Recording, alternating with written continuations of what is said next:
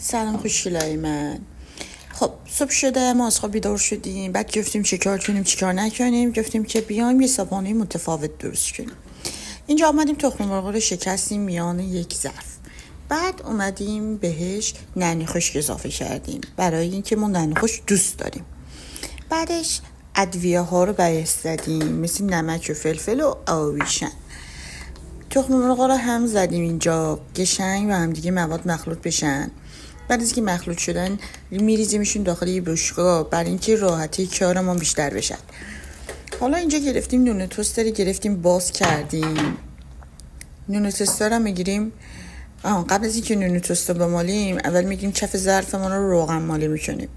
حالا اینجا رو نون توستمون رو میمالیم داخل این موادش، بعدش میذاریمش کف ظرف.